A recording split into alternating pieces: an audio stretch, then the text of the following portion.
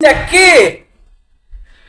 তখন যারা মুমিন ছিল তারা বলবে রব্বি আল্লাহ, আমার রব হলো আল্লাহ, ওয়া দীনিয়াল ইসলাম, আমার দ্বীন হলো ইসলাম, ওয়া হাদা মুহাম্মাদুর রাসূলুল্লাহ সাল্লাল্লাহু আলাইহি ওয়াসাল্লাম, আর এই ব্যক্তি হচ্ছে মুহাম্মাদুর রাসূলুল্লাহ সাল্লাল্লাহু আলাইহি ওয়াসাল্লাম। মুমিনরা শুধু দুনিয়ার মধ্যে যারা মুমিন ছিল, তাকওয়াবান অর্জন করেছিল, আল্লাহকে ভয় করেছিল, তারাই শুধু এই তিনটা প্রশ্নের উত্তর দিতে পারেন। তাহলে এই কথার মাধ্যমেই আল্লাহ দুনিয়ার জগতের মধ্যে ওই যে আলমে বরজাখের মধ্যে তাদেরকে শান্তি দেওয়া শুরু করে দিল। ফেরেশতারা বলবে যে তুমি আসলে ওই ব্যক্তি যার জন্য আমরা অপেক্ষা করেছিলাম, তুমি এখন সুপ্রশস্ত কবরের মধ্যে বসবাস করো, তার জন্য কবরটা প্রশস্ত করে দেওয়া হবে। আর যখন মুনাফিক এবং পাপী কাফিররা যখন এই প্রশ্নের উত্তরগুলো দিতে পারবে না, তখন কবরের এক পাশের মাটিকে অপর পাশে নিয়ে যাওয়া হবে, মানুষের এক পাশের হাড়গুলোকে তার অপর পাশের হাড়গুলোর সাথে এমন এক ধাক্কা দিবে, সবগুলো ভেঙে চুরমার হয়ে যাবে। এখান থেকেই মানুষের কবরের জগৎ থেকেই মানুষের আযাব শুরু হয়ে যাবে। রাসূলুল্লাহ সাল্লাল্লাহু আলাইহি ওয়াসাল্লাম বলেন, আযাবুল কবরি হাক্কুন, কবরের আযাব হলো সত্য, কবরের আযাব হলো সত্য।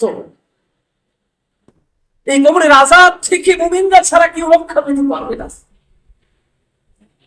আমরা দুনিয়ার মধ্যে আমাদের সন্তান সন্ততি, আমাদের প্রিয় আদরের কলিজার টুকরাকে আমরা কত মহব্বত করি।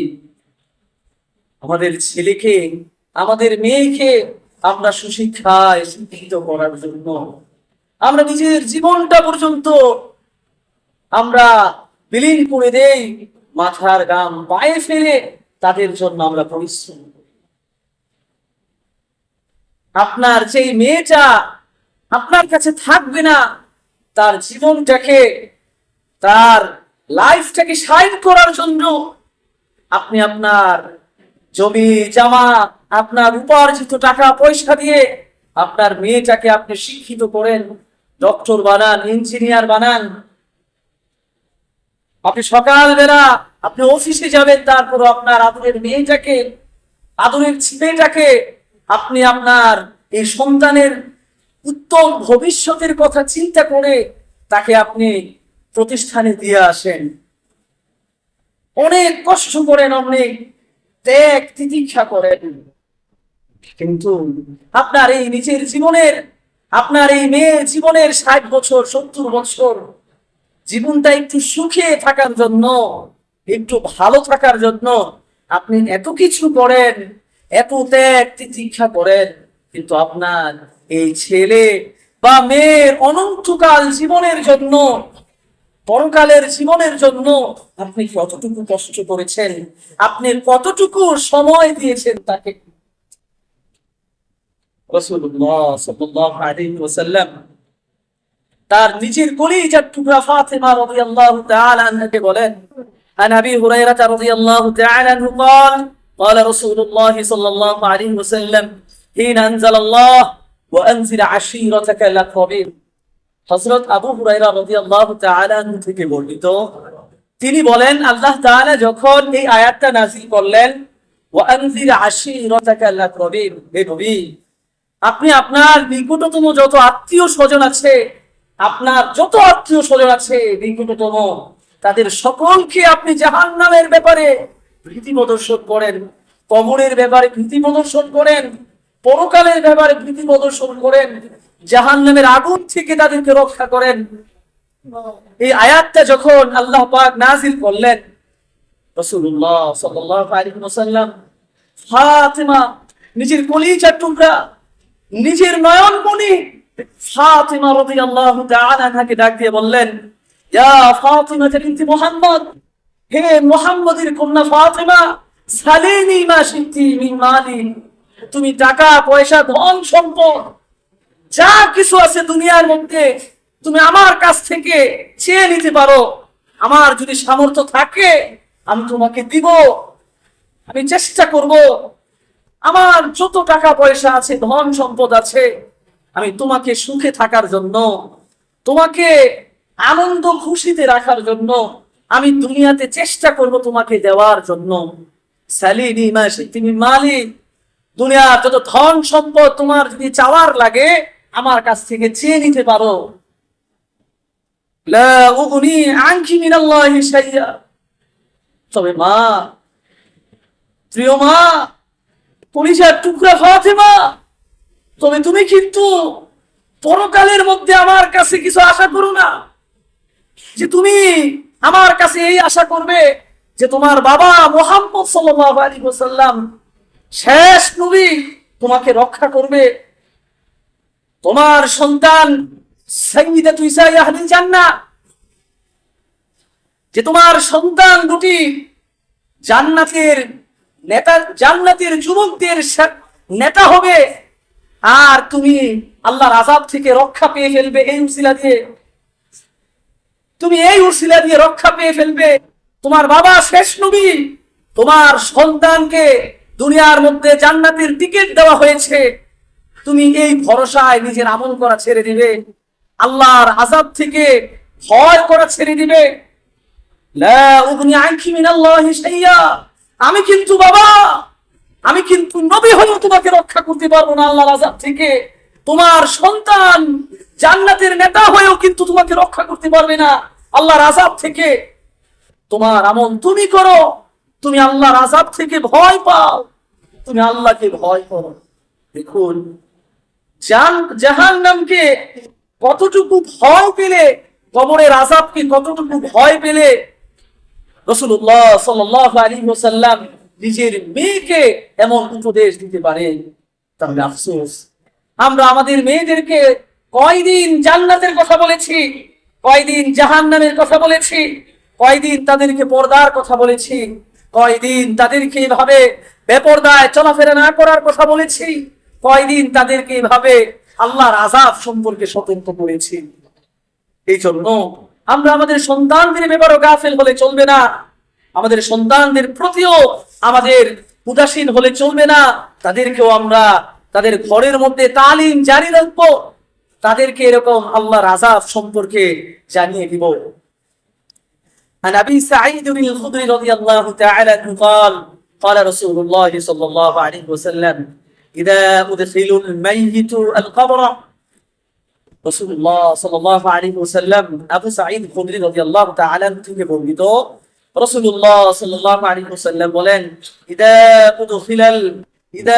উদখিলাল মাইতু আল কবর, যখন মৃত ব্যক্তিকে কবরের মধ্যে রাখা হবে তখন কবর কি বলবে জানেন? কবর বলবে, ক্বালা লাহুল কবরু ওয়াইহাকা ইয়া ইবনা আদম, আফসোস হে বনি আদম, হে মানব জাতি, তোমাদের জন্য আফসোস। মা গররাকা বি, তোমাকে কোন জিনিস আমার থেকে ধোঁকায় ফেলে রেখেছে, কোন জিনিস আমার কথা স্মরণ করা থেকে তোমাকে ভুলিয়ে দিয়েছে। দুনিয়ার মধ্যে এমন তুমি কি কাজে ব্যস্ত ছিলে যে আমার কবরের কথা তোমার মনে ছিল না, আমার কবরের সাবানা জোগাড় করার মতো তোমার সময় ছিল না, পরকালের আসবাবপত্র জোগাড় করার জন্য, পরকালের যাত্রার জন্য তুমি কিছুই নিয়ে আসলে না। মা গররাকা বি, কোন জিনিস তোমাকে ধোঁকায় ফেলে রেখেছে। আলাম তা'লাম আন্নী বাইতুল ফিতনা, রাসূলুল্লাহ সাল্লাল্লাহু আলাইহি ওয়াসাল্লাম বলেন, কবর ডাক দিয়ে বনি আদমকে বলবে, তুমি কি জানো না আমি হলাম ফিতনার ঘর। ওয়া আনা বাইতুল যুলমা, আমি হলাম গভীর অন্ধকারের ঘর। ওয়া আনা বাইতুল ওয়াহদা, আমি হলাম একাকিত্বের ঘর। ওয়া আনা বাইতুদ দিজান, আমি হলাম পোকামাকড়ের ঘর। কবর মানুষকে ডাক দিয়ে এভাবে বলতে থাকে, হে বনি আদম, তুমি ধোঁকায় পড়ে থেকো না, তোমার এই কথাটা জেনেই কবরের মধ্যে আসতে হবে। আমি হলাম ফিতনার ঘর, আমি হলাম অন্ধকার কবর, আমি হলাম একাকিত্বের ঘর। যে ঘরে তোমার কোনো সাথী থাকবে না, যে ঘরে তোমার কোনো বাতি থাকবে না। ওয়ানা বাইতু দিরান, আমি হলাম পোকা মাকড়ের আশ্রয়স্থল। তোমার এই সুসজ্জিত দেহখানা, যে দেহেতে তুমি একটা মশা বসতে দাও না, সেই দেহটাই কিছুদিন পরে পোকা মাকড়ের খাবার হবে। এই জন্য তুমি কবরের সামিয়ানা নিয়ে কিন্তু ঘরের মধ্যে এসো, কবরের মধ্যে এসো।